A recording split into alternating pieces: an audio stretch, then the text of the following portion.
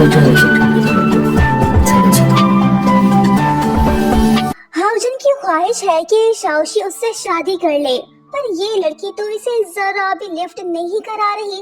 वो उससे कहती है कि तुम्हारा ये प्रोडक्ट काफी यूजफुल है, इससे मेरे डार्क सर्कल रिमूव हो गए हैं।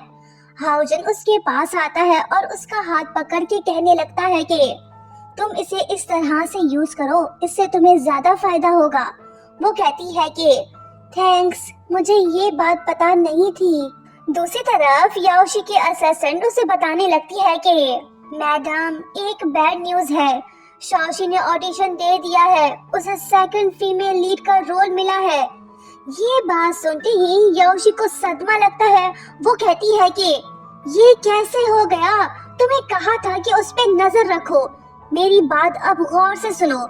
फिर ये अपनी असिस्टेंट के कान में कुछ बोलती है। ये लड़की अब क्या करने जा रही है, ये तो हम आगे ही देख पाएंगे। उधर दूसरी तरफ बाबा ने फिर से घर में हंगामा बर्पा कर दिया है। वो हर चीज तोड़ फोड़ रहा है।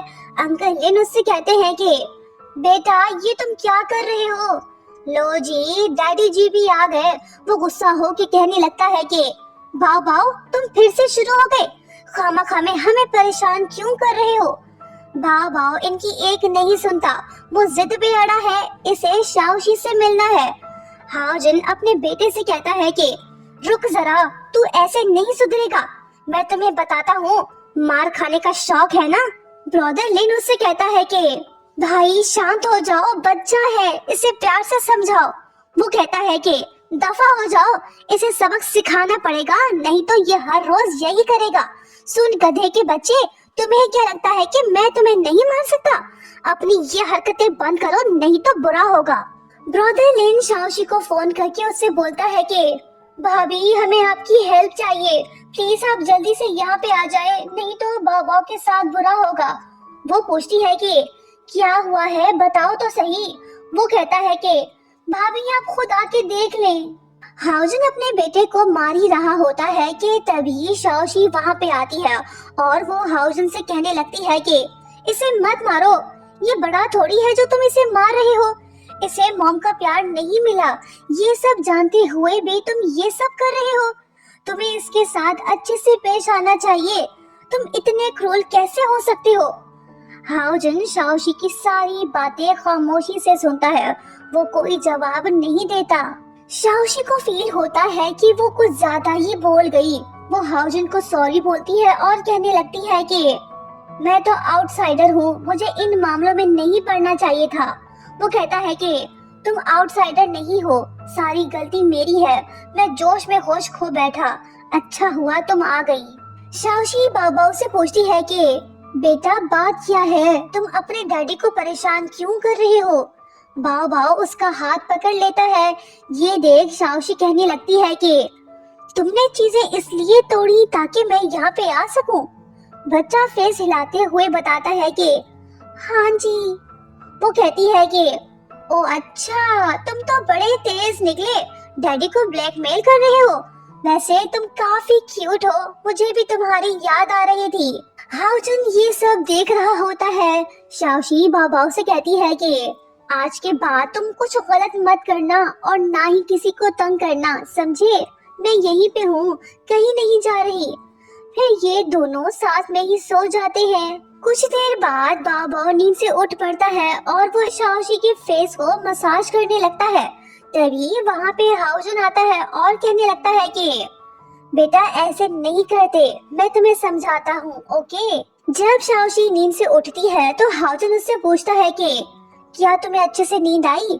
वो कहती है कि सॉरी, मेरी आंख लग गई थी, मैं वहीं पे सो गई। हाउजन कहता है कि मेरी एक रिक्वेस्ट है, क्या तुम मेरी एक बात मान सकती हो? वो कहती है कि हाँ, अगर पॉसिबल हुआ तो जरूर मानूंगी। हाउजन कहता है कि तुम तो बाबा की कंडीशन जानती हो, वो तुम्हारे बगैर नहीं रह सकता। मैं ये चाहता हूँ कि तुम कुछ दिन के लिए यहाँ पे मूव हो जाओ। वो कहती है कि ये आप क्या बोल रहे हो, मैं यहाँ पे कैसे रह सकती हूँ? ना बाबा ना, ये ठीक नहीं है। जब भी बाबा को मेरी याद आए तुम मुझे कॉल कर लेना, मैं यहाँ पे पहुँच जाऊंगी। हाउजन कहता है कि तुम बात को समझ नहीं रही। अगर देर रात को वो जिद करने लगा तो फिर मैं क्या करूँगा? तभी बाबा आके शाओशी को हक करता है। वो उससे कहती है कि डरो मत, मैं यहीं पे हूँ। शाओशी हाओजन से कहती है कि मैं तुम्हारी हेल्प करने को तैयार हूँ। बाबा ने मेरी जान बचाई है, मुझे उस एहसान का बदला चुकाना है। वो कहता है कि ठीक है, घर से कुछ लाने की जरूरत नहीं है, मैंने सारा बंदोबस्त कर लिया है, तुम्हें किसी चीज की कमी नहीं होगी, तुम यहाँ पे कभी भी आ जा सकती हो। ये सुन शाओशी कहती है कि तुम्हें मुझ पे इतना यकीन क्यों है?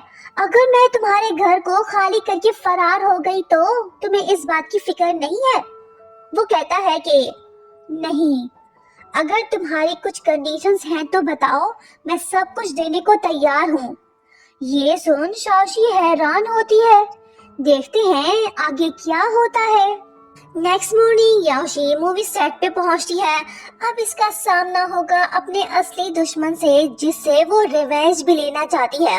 हम बात कर रहे हैं इसकी स्टेप सिस्टर याओशी की, जिसने इसकी लाइफ बर्बाद करके रख दी। नेक्स्ट सीन में दोनों का आमना सामना होता है। स्टेप सिस्टर याओशी को थप्पड़ मारने की कोशिश करती है। याओशी उसे रोकती है।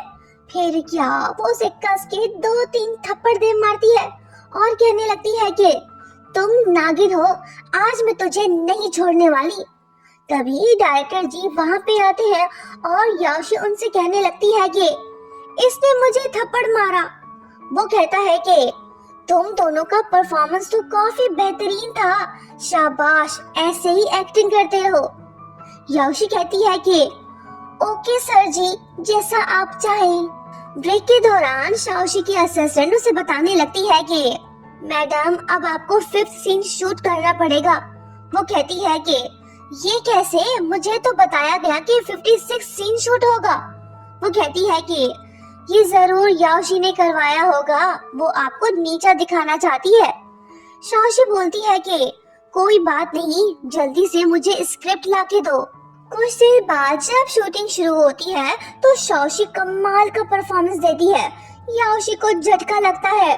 बाद में वो अपनी असिस्टेंट से पूछने लगती है कि तुमने सब कुछ अरेंज तो किया था, फिर ये सब कैसे हो गया?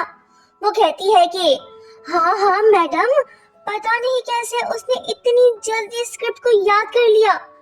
डायरेक्टर याओशी को अपने पास बुलाता है और उससे कहने लगता है कि शाबाश लड़की, तुमने बहुत अच्छी एक्टिंग की। जब ये नजारा याओशी देखती है तो उसके तन मन में आग लग जाती है। फिर वो उन दोनों की फोटोज लेने लगती है ताकि बाद में कुछ गड़बड़ कर सके। नेक्स्ट पार्ट देखना मत भूलिएगा। वीडियो को लाइक और शेयर करो, चैनल को सब्सक्राइब करो। Thank you so much for watching. Bye bye.